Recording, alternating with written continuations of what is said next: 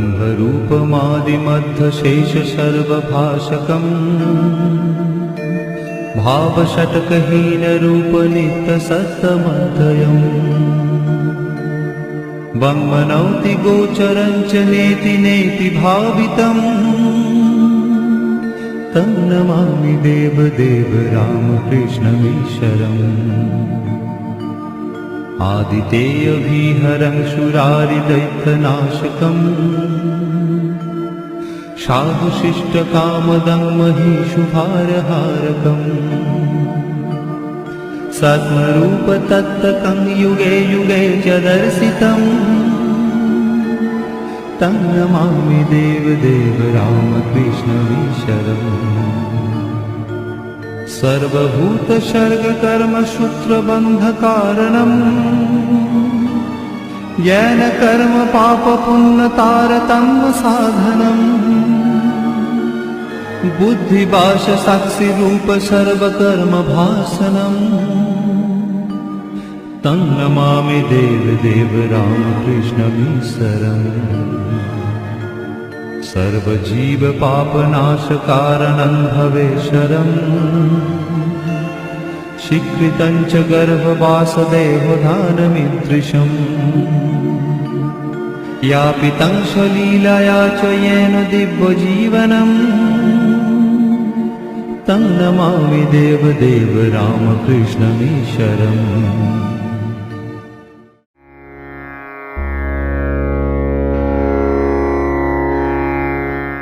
अब मैं मंच पर उपस्थित पूजनीय स्वामी आत्मश्रद्धानंद जी रामकृष्ण मिशन आश्रम कानपुर के अध्यक्ष उनसे इसी विषय पर हिंदी भाषा में हमारा मार्गदर्शन करने के लिए अनुरोध करता हूँ।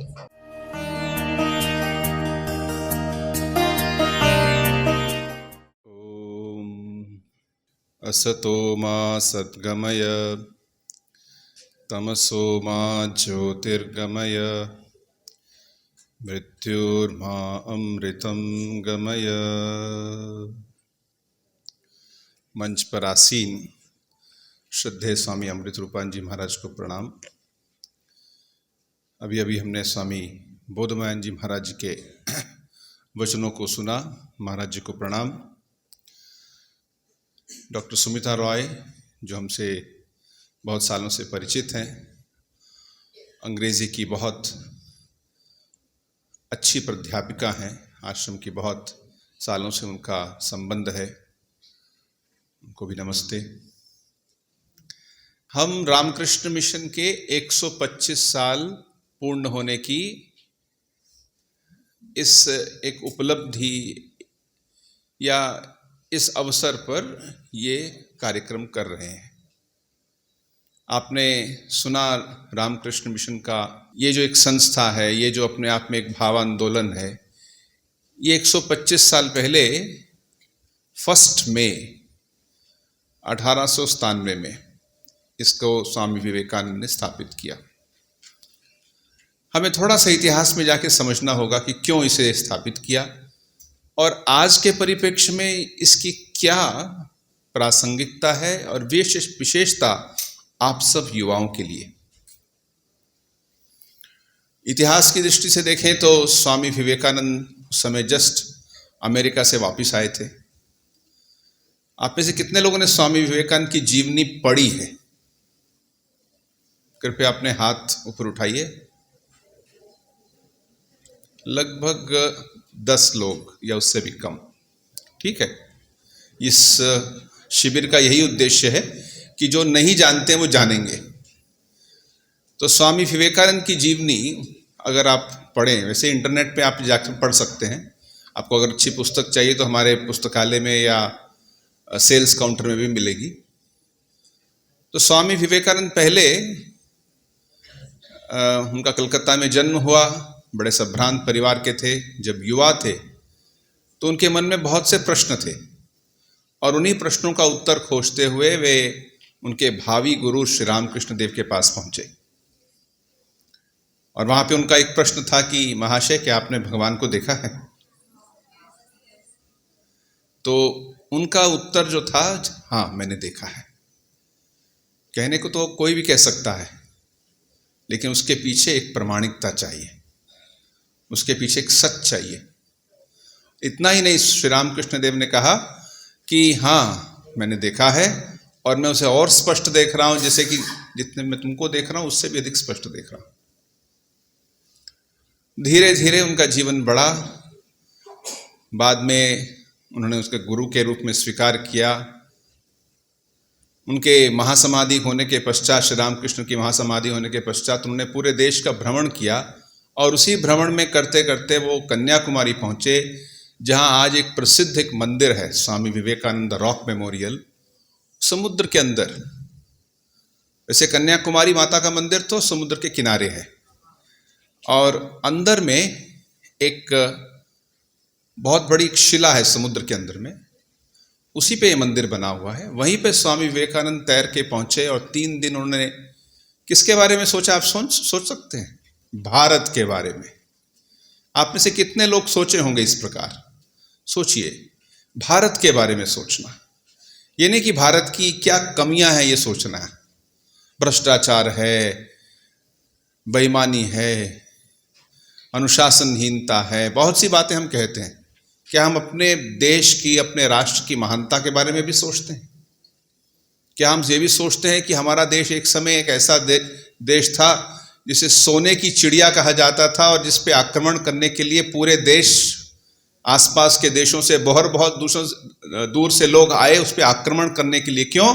क्योंकि एक सोने की चिड़िया थी। गरीब देश में कोई आक्रमण करने नहीं आता।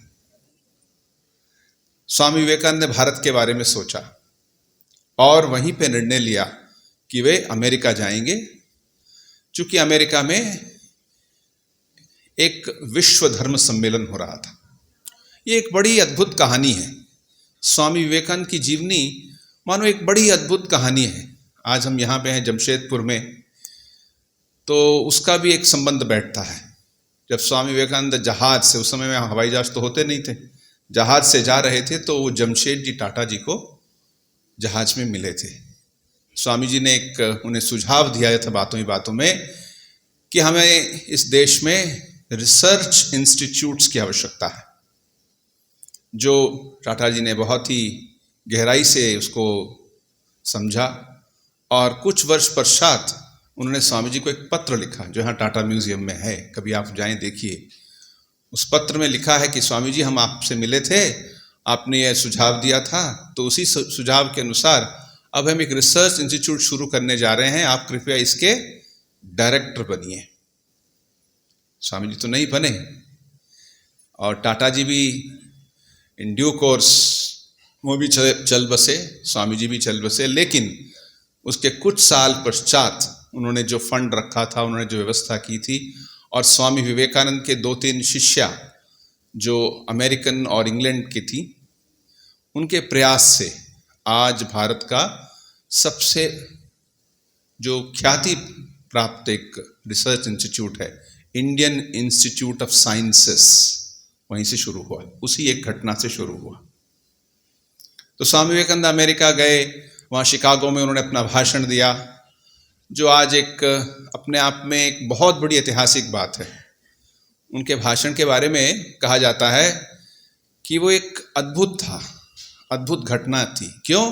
क्योंकि वो एक ऐसे देश से आए थे जो किसी और देश द्वारा संचालित हो रहा था। हम एक उपनिवेश थे, we were a colony, we were the crown of the all the colonies, लेकिन वो एक उपनिवेश था, अर्थात उसके ऊपर में ब्रिटिश लोग राज कर रहे थे। हमारी जीडीपी बहुत लो थी, हमारे इतनी समस्याएं थी, हम राजनीतिक रूप से, आर्थिक रूप से, बहुत रूपों से एक दास का जीवन जी रहे थे। ऐसे देश से एक व्यक्ति आता है और एक वर्ल्ड स्टेज पे खड़े होके कहता है, I am one of the proudest man ever born. क्या बात थी वो। तब स्वामी विवेकानंद ने भारत के विषय में बतलाया, भारत की सभ्यता, भारत के इतिहास के बारे में बतलाया, और लगभग 4.5 साल स्वामी जी अमेरिका रहे और भी अन्य देशों में गए। और जब लौट के आए 1897 में उनको एक भव्य स्वागत दिया गया। वो रामेश्वरम में पहुंचे पहले श्रीलंका, फिर रामेश्वरम, रामेश्वरम में और उसके पश्चात मद्रास में उनके सम्मान में बहुत सी सभाएं हुई, बहुत से कार्यक्रम हुए। वहाँ जाने के बाद वो जब कलकत्ता गए तब उन्होंने कहा कि मैंने पाश्चात्य देशों में ये सीखा है कि कोई भी काम अगर अत्यंत ही प्रभावशाली रूप से करना हो तो हमें एक संस्था की आवश्यकता है। ये बात कहकर स्वामी जी ने कहा, हम अपने गुरुदेव श्री रामकृष्ण के नाम से ये संस्था शुरू करेंगे, जिसका आज हम नाम जानते हैं सर्वविदित रामकृष्ण मिशन। धीरे धीरे वो संस्था एक ही केंद्र से शुरू हुई, कलकत्ता से, फिर वो विस्तार होते होते 3 केंद्र हुए, 4 केंद्र हुए, और अब लगभग 300 केंद्र हैं। और ये 300 केंद्रों में ज़्यादा तो भारत में ही है, लेकिन भारत से बाहर 25 देशों में भी है। भारत में सबसे ज़्यादा जो है बंगाल की तरफ है, फिर तमिलनाडु है, आंध्र प्रदेश है, छत्तीसगढ़, प्राय सभी राज्यों में और सभी बड़े शहरों में रामकृष्ण मिशन का केंद्र है। मैं कानपुर से आया हूँ। कानपुर आश्रम की स्थापना भी लगभग 100 साल पहले हुई और 1936 में उसको इस विधिवत रूप से शुरू किया गया। ये कितने पुराने आश्रम हैं, कुछ नए आश्रम भी हैं। तो ये जो आश्रम है इनमें क्या होता है, यहाँ पे तो एजुकेशनल सोसाइटी है, आपने देखा यहाँ स्कूल चलते हैं, यहाँ पे एक शिक्षा का कार्य होता है, और भी कार्य होते हैं। लेकिन रामकृष्ण मिशन के तो बहुत से कार्य होते हैं, जैसे हॉस्पिटल है। उत्तर प्रदेश में 3 बड़े अस्पताल रामकृष्ण मिशन के हैं, वृंदावन में, लखनऊ में और काशी में। बड़े पुराने अस्पताल है। काशी का अस्पताल 120 साल पुराना है। ऐसे ही आप जाइए नरेंद्रपुर नाम की जगह जो कलकत्ता के पास है, वहाँ पे एक एजुकेशनल हब है। कोयम्बतूर तमिलनाडु में, वहाँ एक बड़ा एजुकेशनल हब है, 11 इंस्टीट्यूशंस हैं वहाँ पे। या मैसूर में रामकृष्ण विद्याशाला है, जो अपने आप में कर्नाटक का एक बड़ा प्रसिद्ध रेजिडेंशियल स्कूल है। और भी बहुत जगहों पे। तो क्या सिर्फ हॉस्पिटल और स्कूल्स नहीं, हमारी एक यूनिवर्सिटी भी है बेलूर मठ में। इसके अलावा बहुत सा काम होता है, जैसे पब्लिकेशन, किताबें छपती हैं, हमारी बहुत सी मैगजीन्स हैं। फिर रिलीफ काम होता है, विभिन्न जगहों पे जाके रामकृष्ण मिशन के द्वारा आपात स्थितियों में, इन टाइम्स ऑफ क्राइसिस, जैसे बाढ़ आ गई, अर्थक्वेक आया या और कोई ऐसी स्थिति हुई, वहाँ पे रामकृष्ण मिशन से सहायता या राहत कार्य किया जाता है। हमारे मंगलूर आश्रम में बहुत सा स्वच्छ भारत का कार्यक्रम किया गया, लगभग पूरी सिटी को इन्वॉल्व किया गया। इसके अलावा सांस्कृतिक कार्यक्रम बहुत होते हैं। एक Ramakrishna Mission Institute of Culture है, वहाँ पे संस्कृति को लेके, इंडियन कल्चर को लेके बहुत सी चर्चा होती है, सेमिनार्स होते हैं। सिर्फ वही नहीं, जैसे बोधमयान जी महाराज ने बताया, ह्यूमन एक्सीलेंस नाम का जो एक इंस्टीट्यूशन है हैदराबाद आश्रम में, वहाँ पे युवाओं के लिए बहुत से काम होते हैं। ऐसे ही नॉर्थ ईस्ट में, नॉर्थ ईस्ट मतलब आसाम, त्रिपुरा इत्यादि, अरुणाचल प्रदेश, वहाँ पे हमारे बहुत से इंस्टीट्यूशंस हैं। तो ये सारा जो कार्य हो रहा है, और भारत से बाहर अमेरिका में कितने वेदांता सोसाइटीज़ हैं, या अर्जेंटीना में, साउथ अफ्रीका में और अन्य स्थानों पर, इन सब के पीछे उद्देश्य क्या है, इन सब का हम ये सब क्यों कर रहे हैं, इसको समझने का प्रयास कीजिए। इसी के लिए ये एक युवा शिविर, यूथ कैंप का आयोजन किया गया है कि आप समझिए। क्यों आप समझें? क्योंकि आप सब युवा हैं। जानते हैं युवा शब्द का अर्थ क्या होता है? युवा शब्द को अगर उल्टा देखें तो क्या होता है? वायु। तो वायु कहीं भी चली जाती है, तो युवा कहीं भी चले जाते हैं। लेकिन उस युवा को, उस वायु को अगर एक चैनल में डाल दें तो उस वायु से बहुत उपकार होता है। हमें पंखे की आवश्यकता पड़ती है, हमें और भी बहुत चीज़ों में, इसको वायु ही तो है। तो ऐसे ही अगर युवा शक्ति को एक दिशा दी जाए तो उस दिशा में जाके फिर उसका बड़ा उपकार होता है। अगर दिशा ना हो तो जैसे वायु सर्वत्र फैलती है, बस आप भी स्कूल गए, कॉलेज गए, जॉब किया, फिर संसार आपका शुरू हुआ, फिर धीरे धीरे वृद्ध हो गए, फिर चले गए, बस इतना ही क्या, या इससे और भी कुछ है? यही बातों को लेकर चिंतन करना चाहिए। सो स्वामी विवेकानंद ने रामकृष्ण मिशन का एक उद्देश्य रखा था, उस उद्देश्य को समझिए। उद्देश्य उन्होंने संस्कृत में कहा था, आत्मनो मोक्षार्थम जगत हिताय च। च मतलब और, एंड, संस्कृत में चा का अर्थ होता है एंड। सो दो चीजें हैं, आत्मनो मोक्षार्थम, अपने स्वयं की आध्यात्मिक मुक्ति या उन्नति के लिए, और जगत हिताय च, और दूसरों के कल्याण के लिए। ये एक उद्देश्य रख के स्वामी जी ने रामकृष्ण मिशन की स्थापना की और कहा, we are here to make men, हमें यहां मनुष्य निर्माणकारी शिक्षा, मनुष्य निर्माणकारी धर्म की आवश्यकता है। सिर्फ धर्म जाना मतलब सिर्फ मंदिर या किसी अन्य स्थान पे जाना नहीं होता। मनुष्य बना है क्या, उसके अंदर हृदय में क्या अच्छी चीजों का उदय हुआ है? नहीं तो मंदिर गए, पूजा पाठ किया, या किसी और जगह पे गए, अपना पूजा पाठ किया, वापस आ गए, अंदर में कोई परिवर्तन हुआ? क्या आपके जीवन में शांति आई, ईमानदारी आई? क्या आपके जीवन में दूसरों के प्रति करुणा उत्पन्न हुई? अगर नहीं हुई तो आपका मंदिर जाना अधूरा रहा। सो आत्मनो मोक्षार्थम अर्थात अपने स्वयं की उन्नति, और दूसरा उसी भाव से स्वयं की आध्यात्मिक उन्नति करते हुए दूसरों की सेवा, और वो सेवा किस दृष्टि से? शिव ज्ञाने जीव सेवा। सभी में ईश्वर बैठे हैं। शिव का अर्थ है ईश्वर, भगवान का कोई भी नाम ले लीजिए आप, वो सभी के अंदर बैठे हैं, तो उनको उसी रूप में हम सेवा कर रहे हैं। तो उस सेवा, आत्मनो मोक्षार्थम जगत हिताय च, इस उद्देश्य को लेके रामकृष्ण मिशन के सारे कार्य होते हैं।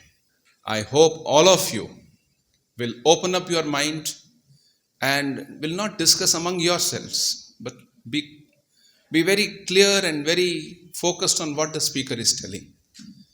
जब होगा आपस में डिस्कशन करने की बात, तो अवश्य डिस्कस कीजिए and try to absorb these ideas. मुझे बहुत विश्वास है कि यहाँ उत्तम प्रकार के व्यक्ति बैठे हुए हैं।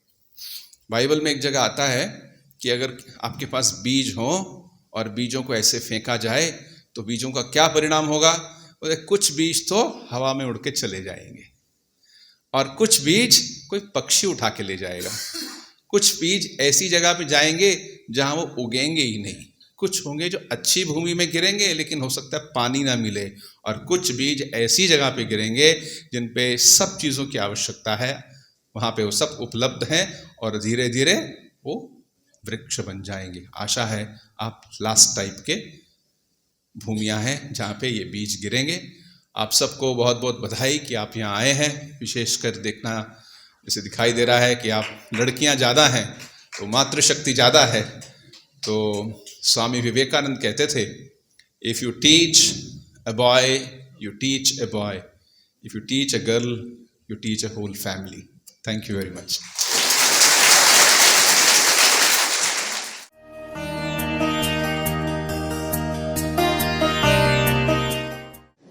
My respects to the most revered monks on the stage and off the stage.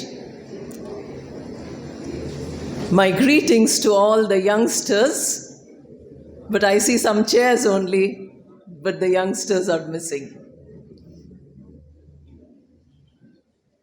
I am really grateful and I feel very happy that I'm spending some 3 days with all of you. Because when I was your age, I was attending similar programs. Because I have been like a part of the Ramakrishna Math, Hyderabad, from my very, very small, young age in my school days itself. So, what does this do to you? When you attend a camp like this, what happens to you? You heard from our revered Maharajas telling you so many ideas about what will happen to you. It's not some kind of a miracle or a magic. It is a choice which you make, and that choice is self-improvement. The word human excellence means that you have to tell yourself that you want to become excellent. not because somebody else tells you to be excellent. The choice is yours. You're here, as you just now heard, revered Atma Shraddhanandaji telling you about the seeds. Each of the ideas which you get during these 3 days are the seeds.